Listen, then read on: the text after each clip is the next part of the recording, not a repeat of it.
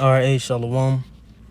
Want to begin by giving all glory and praises to Yahweh, Bahashem Yahawashi, Bahashem Chakodash. Double honors to the elders and apostles of Great Millstone. Shalom to the hopefully elect. And shalom to all the Akim pushing this truth with sincerity. It's the brother Atazawam from the GMS Columbus branch coming back again with another video through the Spirit. Lord's will is edifying. All right, and today pretty much going to be doing another connecting ancient times to now. Okay, and just diving into Acts the 12th chapter.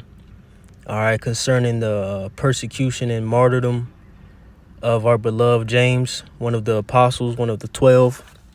Okay, and Lord's will going to do a series, just going into, the various persecutions and martyrs and the scriptures, different torture methods, Esau used, and Jake. Okay, because, you had Jake who persecuted and put certain men to death, etc. All right. And Lord's will, like I said, just get a series out of that, concerning the times and, to help build up us beloved brethren out here doing this work. Okay, because we understand that, we are going to face these same things for Hamashiach, for the anointed, for Yahawashi. All right, just like in times past, all right, you had men who died, for the ministry's sake, for the belief in Yahawashi, Yahweh Bahashem Yahawashi. Okay, and like I said, I like to do these connecting ancient times to now, to help build up our faith, and make sure we're firm, all right, and rooted in this ministry and understand what we are, really getting into. Okay, so like I said, I want to focus on Acts the 12th chapter concerning James. In particular, this is James the Greater, the brother of John. All right, and bring up various precepts to, like I said, build us up, concerning the times we are in and a lot that, we are ultimately going to face.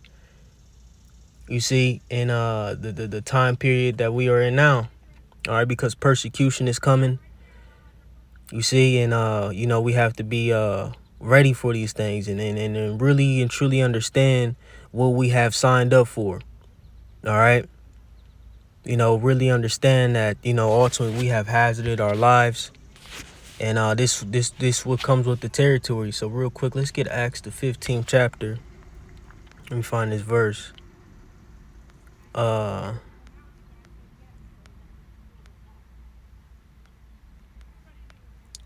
I can find it, it's in Acts 15.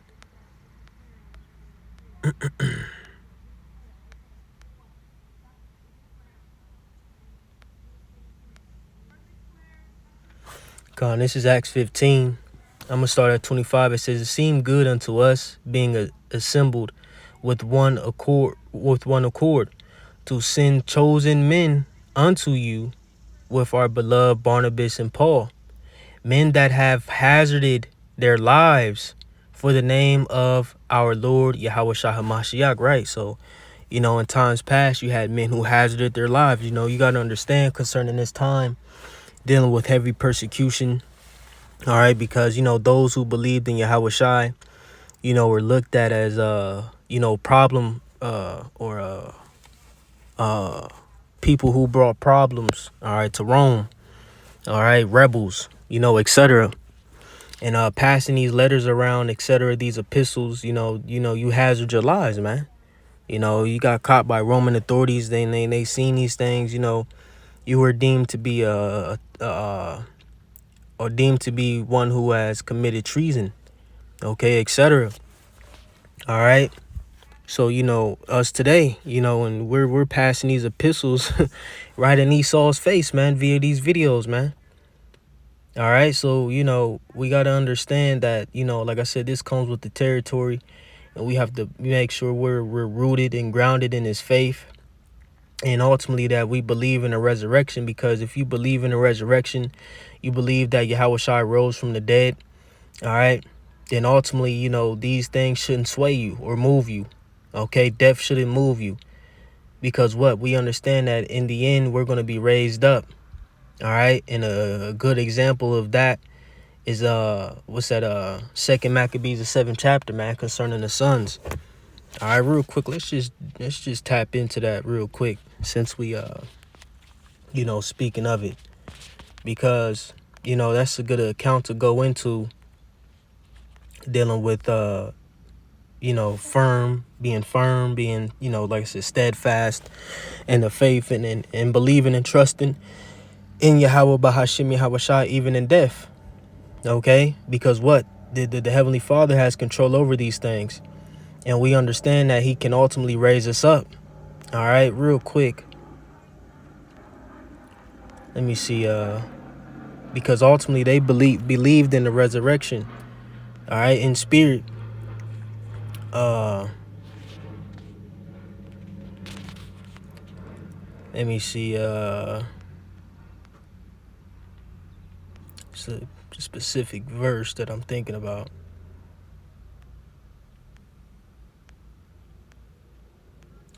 I think I'm gonna start at 28. 2 Maccabees 7:28. It says, "I beseech thee, my son, look upon the heaven and all the earth." Shalaki.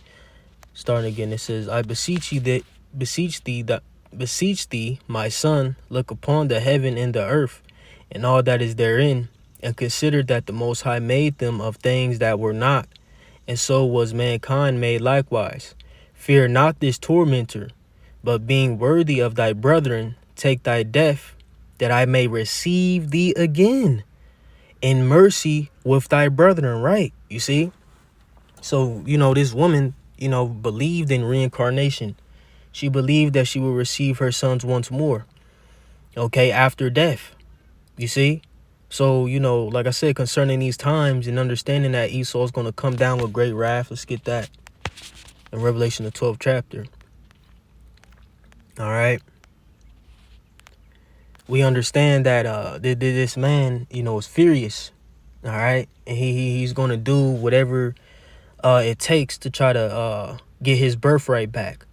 All right. Or his artificial birthright, concerning him chasing this new world order, immortality, his quest to be, the Most High. Okay. And in order to achieve that, he has to take down his brother Jacob. All right. He has he has unfinished business. We read about that in Genesis, the 27th chapter, concerning Esau's quest or mission to slay his brother Jacob. And that mindset and that quest is it still holds weight today. All right, because he's still acting in that manner.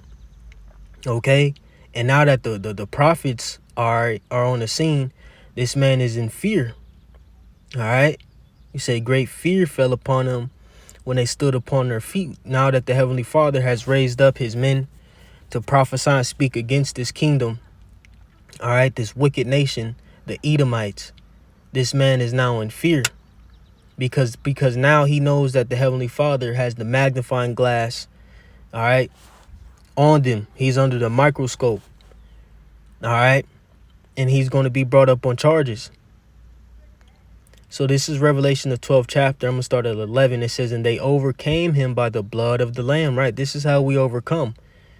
All right, via Yahweh Shai, not via carnal means, not via AR-15s and Glock 17s, and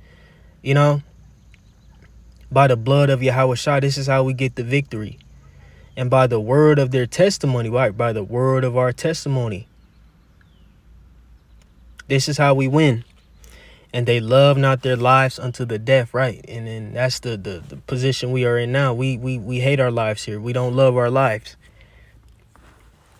Okay, and like it says, unto the death, right? And some of us will be put to death for this thing, for this ministry.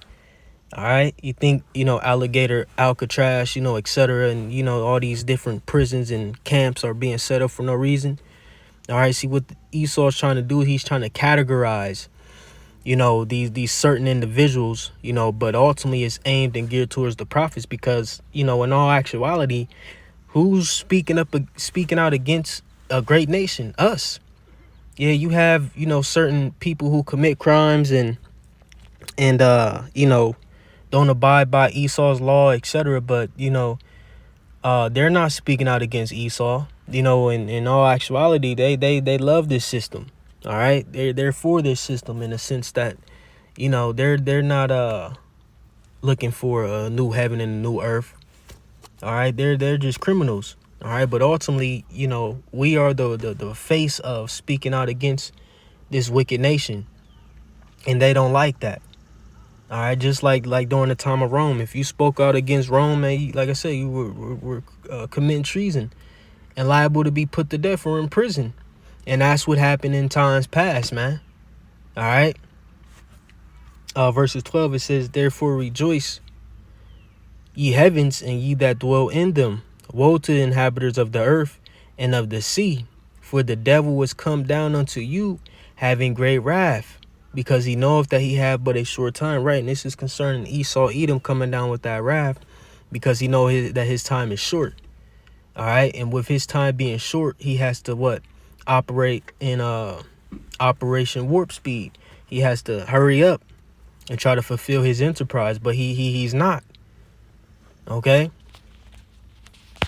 so let's dive into Acts the 12th chapter, get a little history, get some understanding on what we're reading, and like I said again, apply these things to our walk today, and understand that we're going to be caught up in these same positions, all right, as the men of old were, which ultimately we were those men, we were those churches, and we're coming back proclaiming the name of Yahweh Bahashim Yahweh Shai.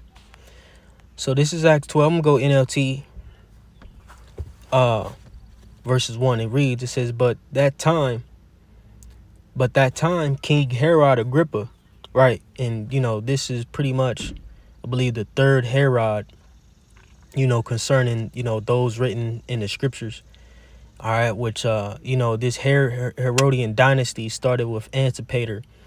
All right, the Idumean. All right, these were not Jews, man. These were Edomites who were set up by Rome, all right, to have authority over the land. Okay, and were set up as kings, all right, over the southern tribes at this time. Okay, so what you had, Herod the Great, all right, what's the Herod Antipas, all right, and in this third one, Herod Agrippa. Okay, and Herod the Great was the Herod spoken of. Real quick, let me just click on the name Herod, see if it gives us order. Let's just get it. We're just gonna read it. This is Herod in the Greek, Herodes. This is the name of a royal family that flourished among the Jews in the times of Hamashiach and the apostles. Herod the Great was the son of Antipater of Idumea, appointed king of Judah BC 40 by Roman Senate at the suggestion of Antony and with the consent of Octavian.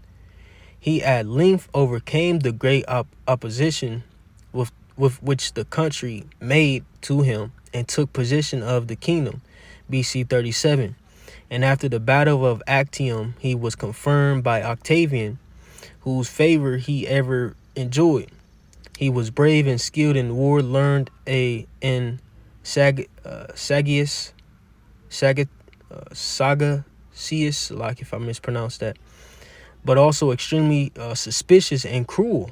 Right, hence he destroyed the entire royal family of Hasmoneans, but it says put to death many of the Jews that opposed his government, and proceeded to kill even his dearly beloved wife, Marimene of the Hasmonean line. Right, and see, that was one of the reasons he got in there. Real quick, let's just look up Hasmonean so we get understanding of what we're reading and how all this ties together. All right. Hasmonean dynasty was a ruling dynasty of Judea and surrounding regions during the Hellenistic times of the Second Temple period. It says from 140 BC to 37 BC, between 140 and 116 BC, right? So Herod pretty much, he married into this family. Okay, he married into the Hasmonean dynasty. And it's crazy because ultimately you see that hatred, he had towards Jake, him via him killing his wife. It says the dynasty ruled Judea autonomously within the Seleucid Empire, right? Because what you read about that history in the Maccabees, all right? How Jake fought against the Grecians at that time under the authority of Antiochus, okay, and regained control over the temple, okay. But they were pretty much still subject in a sense under the Seleucid Empire. It says, and from roughly 110 BC with the empire disintegrating gained further autonomy and expanded into the neighboring regions of Persia, Samaria, Idumea, Galilee, and Iturea. The Hasmonean rulers took the Greek title Basileus king, and the kingdom attained regional power status for several decades. Forces of the Roman Republic intervened in a Hasmonean civil war in 663 BC, turning the kingdom into a client state and marking an irreversible decline of Hasmonean power. Herod the Great displaced the last reigning Hasmonean client ruler in 37 BC, right? So just tying in some history, all right, concerning how the Herodian dynasty was set up, the what's tied to it, etc. Let's just keep reading.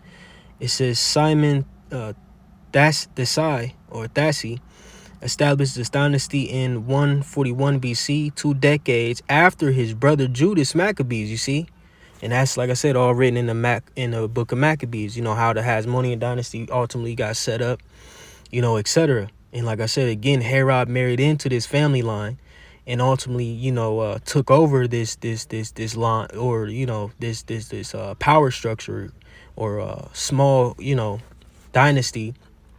All right, in 37 BC, around 40 to 37 BC. Okay, and he was set up as like I said, the client king. All right, over Judea. It says 2 decades after his brother Judas Maccabees had defeated the Seleucid army during the Maccabean revolt. You see, like I said, they regained power over the temple, okay, and fought those wars, etc. It says of 167 to 141 BC, according to First Maccabees and Second Maccabees. See, this is all history you need to know. All right, concerning these men, because people will read, in particular Christians, they read Matthew the second chapter, going into how Herod the Great tried to kill Yahushai, slaughtered what the first the male the young boys, etc., and don't even have a inkling of understanding of why that occurred. Who is Herod and why it is significant, and where does this history tie back to? Going to further prove that the Apocrypha is valid and canon. All right, it says in the first book of the Jewish War by historian Josephus, the Seleucid king Antiochus IV Epiphanes moved to assert strict control over the Seleucid satrapi of Coalis, Syria, and Phoenicia after this successful invasion of Ptolemaic Egypt. Right, because, just understanding the history going into Alexander, how his kingdom was split between his 4 generals. All right. And what you had Cassander, Lysimachus, Ptolemy, and Seleucid. All right. And, Antiochus, he comes out of that Seleucid, lineage. Okay. It says was turned back by intervention of the Roman Republic. He sacked Jerusalem and its temple, suppressing Jewish and Samaritan religious and cultural observance, and imposed Hellenistic practices. Right, and this is where you get the whole Gentile matter, man. All right, this is the whole controversy behind the Gentiles, man. The history behind it, man. All right.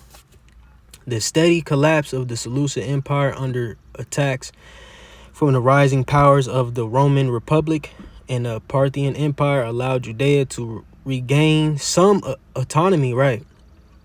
So they started getting a little leeway, all right, once the Seleucid Empire was attacked, okay?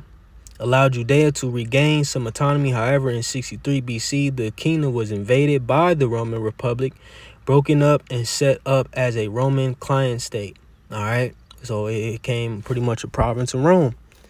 All right. And you know, you had them centurions, you know, set up, you know, et cetera, et cetera. And, you know, you could keep reading some more history on that, but, you know, you could do that on your own time. But, you know, this is good stuff to go into. Real quick, I'm going to send this to the chat for brothers. All right. Because, hey, we got to study, understand what we're reading, you know, etc. So let's continue on. It says, put to death many of the Jews that oppose his government. Right. And see, you know, this is all the spirit going into the persecution because what, you know, these Herods were Edomites, all right, set up as kings of Judah or Judea. OK, and that applies today because what, who's trying to be the new Jew today? Esau again. All right. He wants to he's claiming he's an Israelite. He's claiming he's chosen. All right. And with that, what? They're going to go and persecute the true Jews, the true Israelites. Once more, man. Like the scriptures say, there is no new thing under the sun. All right? You make sure we still rolling. Tawab. You see? So, like I said, again, this all applies, man, through the spirit. So, Salakia, you know, we took a dive, but it all applies, man. All right? You know? You got to go into the history. You got to, you know, tap into these things so we understand what we're reading, man. You know, so for brothers just coming up, you know, me being a young brother myself, all right, in this ministry, hey, you dive into that history. Understand what you're reading, okay? Don't skip over these things. Go into these names. Go into these dynasties, these legacies, these lineages, all right? You know, and like I said, because it all applies today because these are those same families down the stretch, down the line, who come from Esau, who come from Jake, you know, etc. And that feud is still hot to this day. Okay? It says, put to death many of the Jews that opposed his government and proceeded to kill even his dearly beloved wife, Merimene, if I'm pronouncing that right, Salakia, of the Hasmonean line, and his 2 sons she had born him. See? So this man hated Jake. And ultimately, you know, those sons, you know, were Edomites as well. But they may have came out a little darker, you know, who knows? And he just despised them that, you know, ultimately they came from a woman who comes from that Hasmonean line. It says, by these acts of bloodshed, and especially by his love and imitation of Rome customs and institutions, and by the burdensome taxes imposed upon his subjects, he so alienated the Jews that he was unable to regain their favor by his splendid restoration of the temple and other acts of magnificence. Look that word up. Right. So he tried to gain favor by adding or building onto the temple, etc. The quality or action of being lavishly generous, great generosity. He died in the 70th year of his age, the 37th year of his reign, the fourth before the Dionysian era. In his closing years, John the Baptist and Hamashiach were born. Matthew narrates that he commanded all the male children under 2 years old in Bethlehem to be slain. Right, see?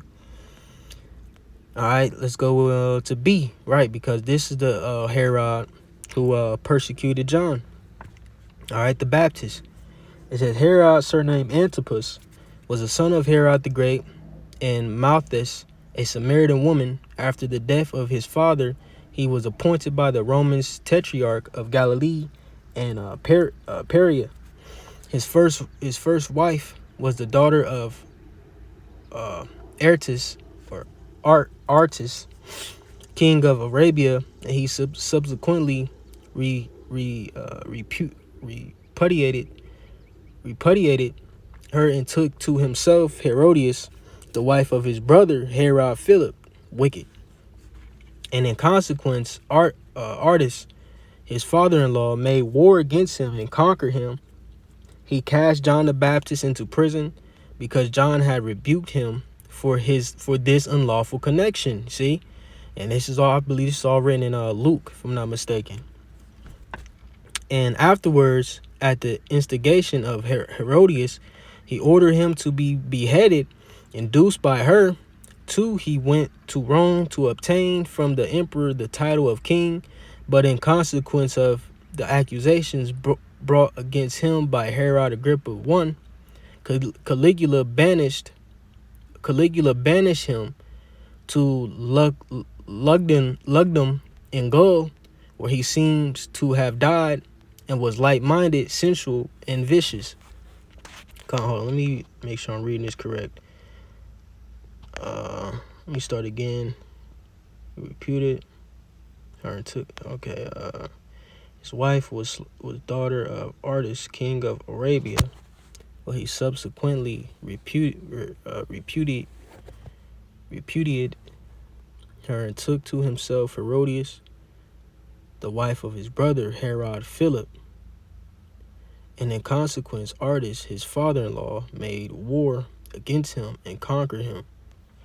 He cast John the Baptist into prison because John had rebuked him for this unlawful connection.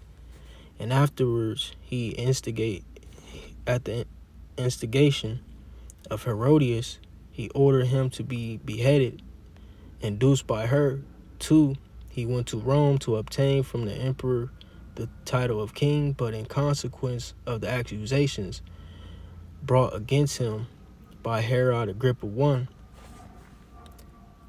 Caligula banished him to Lugdunum in Gaul, where he seems to have died. He was light-minded, sensual, and vicious. Okay, Khan, right. So by Herod Agrippa the First, which is his brother. All right, I believe, if I'm not mistaken. Okay, Khan, let me see. Khan, verse C. I said verse C. Paragraph C says, Herod Agrippa I was a son of Aristobulus and Bernice, and grandson. Okay, this is the grandson, right? Grandson of Herod the Great. Right, Khan, yeah, the grandson, Slack, kind of get when you're going into the history, you gotta, pay close attention to detail, all right, and understand who these were, where they come from, etc., and how they all link up. Let's get some history on Herod Agrippa,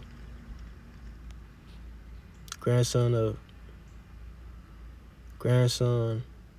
Herod the Great and father of Herod Agrippa II, last known. I want to see what his connection was to Herod. Was that his nephew? Let me see.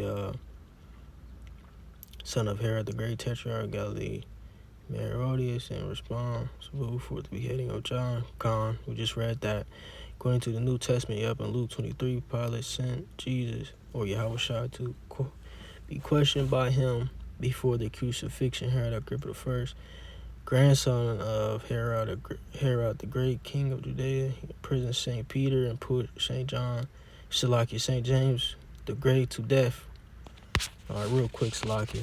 I want to look at this family tree. I think I got it pulled up.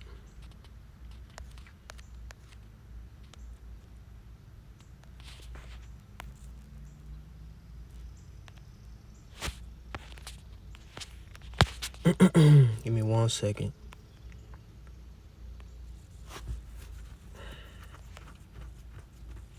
Man. Matter of fact, let me see. I think I got some up.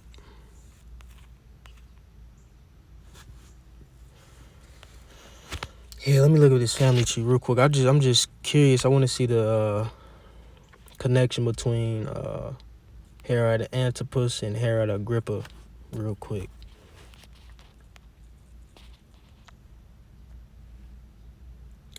Herod the Great's family tree.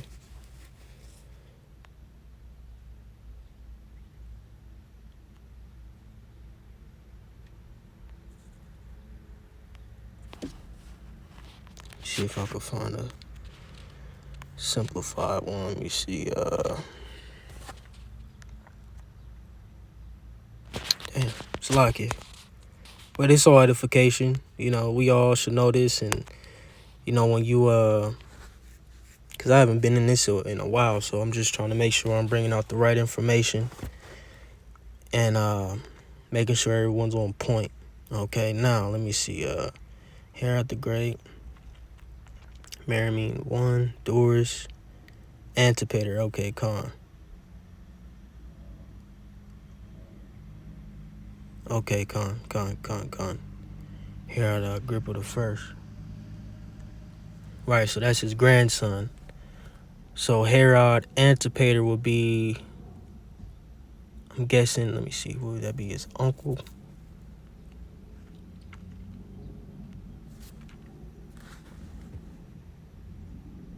It's not his father, right?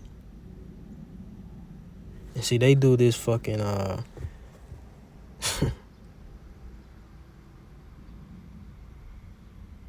okay, Khan. Right, that would be his uncle. All right? That would be his uncle. All right, fella, let me see.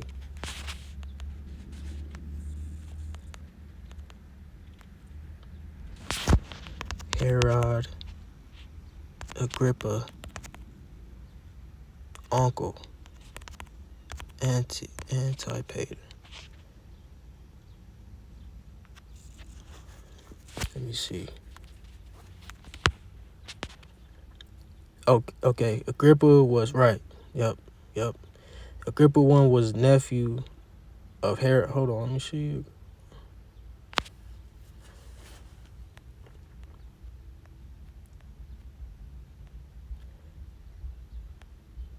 Okay, no, that was his grandson. Let me see,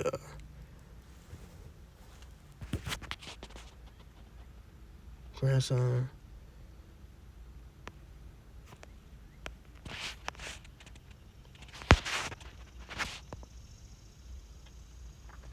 See how they try to trip you up.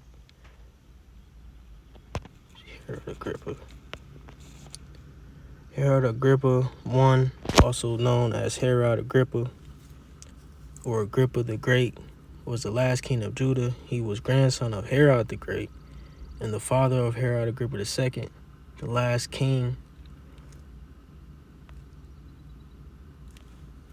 Let me see, Herod Agrippa's uncles. See what that comes up.